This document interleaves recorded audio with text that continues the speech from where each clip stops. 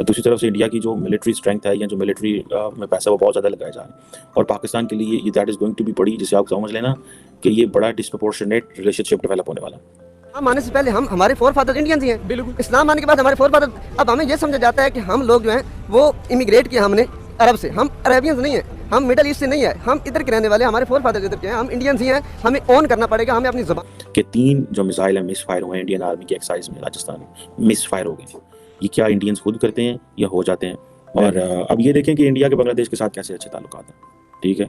और जो इंडिया बांग्लादेश को सारा टाइम ये नहीं कह रहा कैसा तो कतर है थोड़ी मदद की थी आज़ाद कराने में, हमने आपकी मदद की। अब मैं अपने घर में हर 15 दिन के बाद 3000 का इंटरनेट का पैकेज करवाती हूँ, जो कि 3000 का इंटरनेट का पैकेज, और इतना मरा हुआ इंटरनेट आता है कि एक वीडियो अपलोड करने के लिए मुझे 2 से 3 घंटे लग जाते हैं। अब आप देखिए कि इंडिया में 5G कई जगहों पे फ्री दिया जा रहा है और बहुत सारी चले जाए वहाँ पे अरबी जो होते हैं वो अरबी में गाली देते हैं पाकिस्तानी को कि यार ये बड़े हरामी है पाकिस्तानी जो है। जेन्युइन बात बता रहा हूं। मेरे कजन है सऊदीया में, वो बताते हैं इंडियन जो वहाँ पे होते हैं उन्हें भी गाली देते हैं। नहीं, इंडियन को नहीं देते। क्या वजह है? वो सऊदीया वहाँ पे बड़ी हरकतें अजीबोगरीब करते हैं। अभी ये रिसेंट।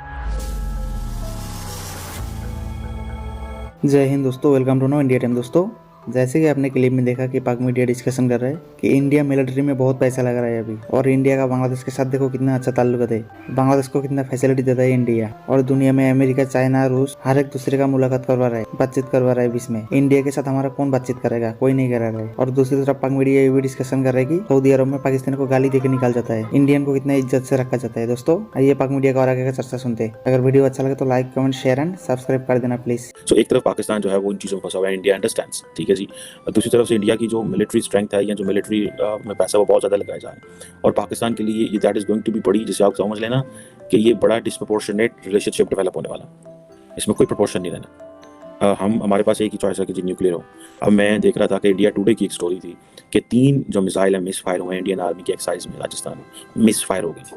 ये क्या इंडियंस खुद करते हैं या हो जाते हैं?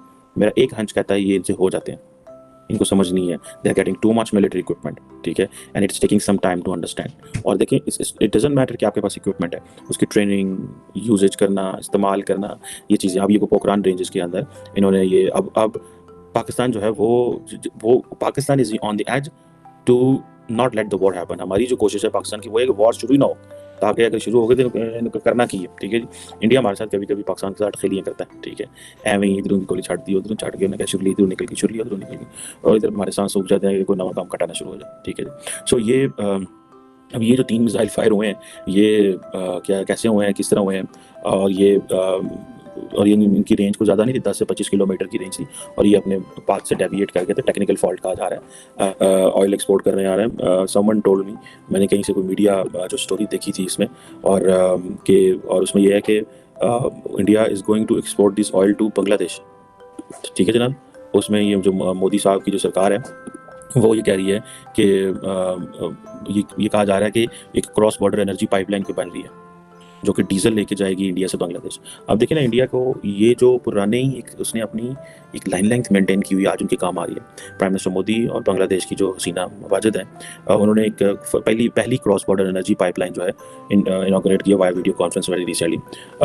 और ये आप देखें ना कि इंडिया के पास इतनी एनर्जी है, लेकिन इंडिया को इस चीज़ का पता है कि अगर आपने ग्लोबल सप्लाई चेन में अपना किरदार अदा करना है, then you have to have sufficient energy reserves.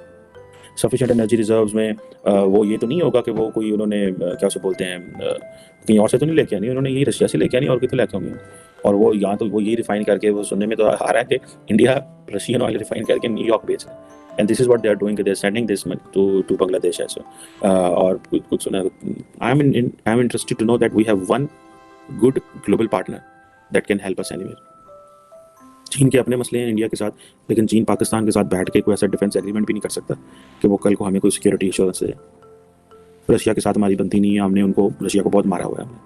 हमने ड्यूरिंग कोल्ड वॉर हमने रशियंस को जो है ना, हमने उनके साथ बहुत मारा हुआ, और उन रशियंस को वो बात बोलती नहीं है। और जो मेजॉरिटी ऑफ द रशियन जो लीडरशिप है, ये कोल्ड वॉर माइंडसेट की है। पाकिस्तान की जिस तरह आप मुझे बता रहे हो या जिस तरह हम हिस्ट्री पढ़ते हैं, जिस तरह हम डेली बेसिस के आर्टिकल्स को देखते हैं, चीज़ों को पढ़ते हैं, पाकिस्तान की जानिब से वो चीज़ों को क्यों नहीं बताया जाता आम पब्लिक के लिए? पाकिस्तान में काफ़ी सारे फ़िल्टर्स किए जाते हैं, न्यूज़ में जो बताया जाता है ये काफ़ी फ़िल्टर्ड होता है और वो इन्फॉर्मेशन शेयर की जाती है जो कि इस्टेब्लिशमेंट को लगता है कि ये हमारे एक जनरल नैरेटिव के लिए ठीक है, जैसे कि एंटी इंडिया हो गई और जैसे कि हमने कश्मीर को देख लें, काफ़ी उसको वो करा हुआ, तो ये एक नैरेटिव चलता है। पाकिस्तान में ओपन इन्फॉर्मेशन नहीं है। मैं अगेन कहूँगा हमारे जो मीडिया है इसको बहुत सेंसर करा जाता है। आपने देखा होगा पहले यही मीडिया नवाज शरीफ को ब्लेम कर रहा था कि ये चोर हैं, करप्ट हैं, अब फिर वो इमरान खान के ऊपर आ गए। इससे ये शो होता है कि पाकिस्तान में जो इन्फॉर्मेशन का सोर्स है वो ब्लैकमेल होते रहते हैं, वो इन्फॉर्मेशन सोर्स क्रेडिबल नहीं है, ठीक है, इस वजह से ये पाकिस्तान में होता है। बट मैं अगेन कहूँगा जब से सोशल मीडिया मुतारिफ हुआ तो जो हमारी जनरेशन हैं, स्पेशली यंग जनरेशन, इनके अंदर इन्फॉर्मेशन आना शुरू हो गई।